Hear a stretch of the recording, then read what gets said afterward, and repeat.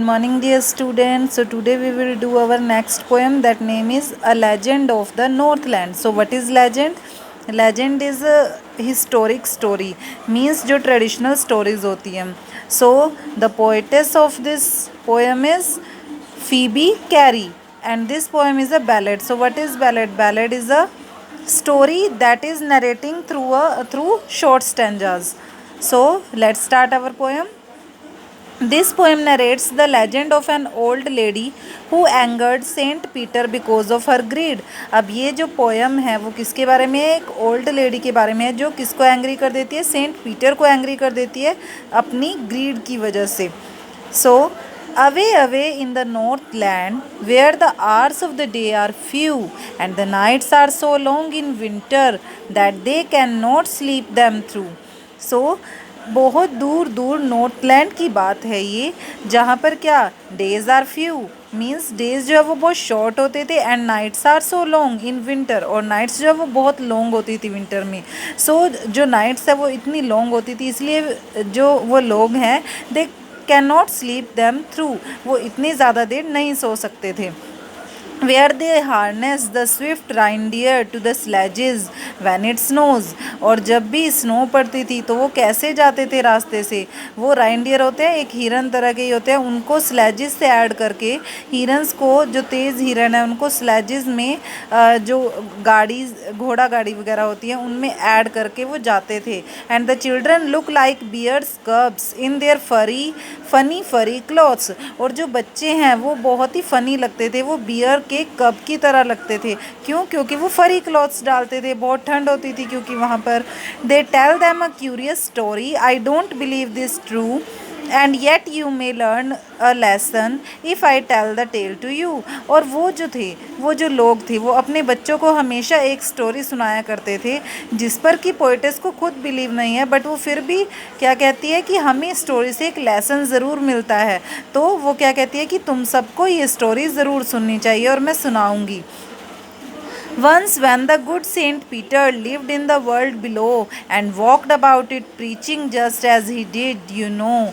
एक बार जो Saint Peter होते हैं वो क्या पूरे वर्ल्ड में घूमते हैं अपनी प्रीचिंग देते हुए. प्रीचिंग क्या होती है? अपनी रिलीजियस जो उपदेश होते हैं उनके वो देते हुए घूमते हैं. He came to the door of a cottage in traveling round the earth where a little woman was making cakes and baking them on the hearth. अब वो क्या एक कॉटेज के डोर पर आ जाते हैं. जब वो इतनी ट्रैवलिंग करके आते हैं तो वो एक लिटिल वीमेन, एक छोटी सी वीमेन के घर पर पहुंचते हैं जो केक बना रही होती है, और वो अपने केक को हर्थ मीन्स भट्टी में जो है वो बेक कर रही होती है. And being faint with fasting for the day was almost done, he asked her from her store of cakes to give him a single one. अब जो सेंट पीटर थे वो पूरा दिन फास्ट रखा हुआ था उन्होंने, और वो फास्ट रखकर वो फेंट होने वाले थे. तो उन्होंने क्या कहा कि डे जो है वो ऑलमोस्ट डन हो चुका है, डे ख़त्म हो चुका है, और उन्होंने उस औरत से कहा कि क्या वो अपने केक्स के स्टोर से उसको एक छोटा सा सिंगल एक केक का टुकड़ा दे सकती है खाने के लिए. So she made a very little cake. उसने क्या किया? लेडी ने बहुत छोटा सा केक बनाया उनके लिए. But as it baking lay she looked at it and thought it seemed too large to give away. लेकिन जैसे ही उसने वो बनाया तो उसने दोबारा से उस केक को देखा तो उसने क्या कहा कि ये तो बहुत बड़ा है देने के लिए. Therefore she needed another. और इसलिए उसने क्या किया? एक दूसरे केक का जो नीडेड मतलब आटा गूंथा उसने, and still a smaller one, और एक और छोटा पीस बनाया. But it looked when she turned it over as large as the first had done. लेकिन जैसे ही उसने उसे बनाकर दोबारा देखा तो उसे वो पहले जितना बड़ा ही दिखा. Then she took a tiny scrap of dough. फिर उसने क्या किया? थोड़ा सा आटे का टुकड़ा लिया एंड रोल्ड इट फ्लैट, और इसे बहुत ही पतला सा जो केक था वो बनाया. And baked it thin as a wafer. और उसने वो कैसा केक बनाया? बहुत ही पापड़ जैसा पतला सा. But she couldn't part with that. लेकिन वो इसको भी देना नहीं चाहती थी. For she said my cakes that seem too small when I eat of them myself. वो क्या कहती है लेडी कि जब मैं अपने केक को खुद खाती हूँ तो मुझे बहुत छोटा दिखता है. Are yet too large to give away, so she put them on the shelf. लेकिन जब किसी को देने की बात आती है तो मुझे ये केक बहुत बड़ा लगता है, और इसलिए वो क्या करती है, वो केक उठाकर वो शेल्फ पर रख देती है सारे। Then good Saint Peter grew angry, for he was hungry and faint, and surely such a women was enough to provoke a saint. अब जो गुड सेंट पीटर थे वो बहुत गुस्सा हो गए, और वो बहुत ही हंग्री थे और फेंट होने वाले थे, और वो वीमेन ऐसे कर रही थी। और उन्होंने क्या कहा, ऐसी एक वीमेन उनको गुस्सा दिलाने के लिए काफ़ी थी।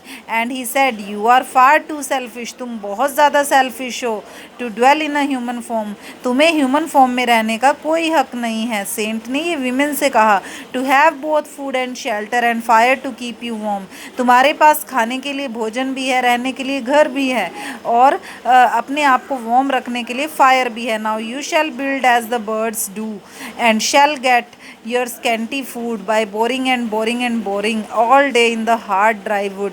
अब वो क्या कहते हैं सेंट पीटर उस वीमेन से कि तुम्हें तो कोई बर्ड होना चाहिए था जो कि अपने थोड़े से भोजन को पाने के लिए बहुत मेहनत करता है। By boring and boring and boring means जो वुड पैकर होता है वो लकड़ी के अंदर छेद कर करके, बोरिंग कर करके अपना जो खाना है वो इकट्ठा करता है, और पूरा दिन पूरी मेहनत करता है ड्राई वुड्स में से अपना खाना ढूंढने के लिए। तो वो क्या कहते हैं कि तुम्हें तो एक ऐसा ही बर्ड होना चाहिए। देन अब she went through the chimney, और उनके ऐसे बोलते ही वो जो लेडी थी वो चिमनी से बाहर गई।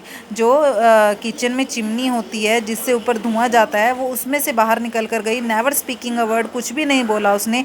And out of the top flew a woodpecker, और जब वो ऊपर से निकली तो वो क्या, वुड पैकर बन चुकी थी। For she was change to a bird, क्योंकि वो अब एक बर्ड बन चुकी थी, वुड पैकर बन चुकी थी। She had a scarlet cap on her head, लेकिन उसकी जो कैप थी, जो बेकर की कैप थी, वो अभी भी उसके हेड पर थी। And that was left the same, और वो वैसे की वैसी थी जैसे पहले थी। But all the rest of her clothes were burn, लेकिन उसके बाकी सारे कपड़े जो थे वो जल चुके थे। Black as a coal in the flame, और वो फ्लेम में कैसी हो चुकी थी, पूरी ब्लैक हो चुकी थी, जैसे कि एक कोयला जो है वो ब्लैक होता है। And every country school boy has seen her in the wood, और अब हर कंट्री का जो बच्चे हैं वो उसको अभी भी देखते हैं कि वो वुड्स में से कैसे बैठी रहती है, वुड के ऊपर, लकड़ी के ऊपर, पेड़ की।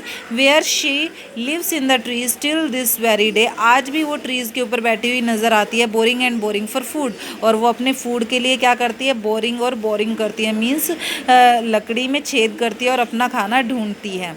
सो at last we read this, a ballad is a song narrating a story in short stanzas. Ballad, ये जो पोएम है आपकी, वो एक बैलेड है। और बैलेड क्या होता है, बैलेड में एक स्टोरी को नरेट किया जाता है लेकिन शॉर्ट स्टैंजास के through. Ballads are a part of folk culture और popular culture and are passed on orally from one generation to the next. अब जो बैलेड है वो फोक कल्चर का ही एक पार्ट होता है, एक पॉपुलर कल्चर है, और इसमें क्या होता है कि स्टोरी को ओरली नरेट किया जाता है एक जनरेशन से दूसरी जनरेशन के पास। A legend of the Northland is a ballad, और ये जो आपकी पोएम है अ लेजेंड ऑफ नॉर्थलैंड, ये भी एक बैलेड है। So this is your poem, students. Listen it carefully, and after that we will do question answers of this lesson. Thank you so much.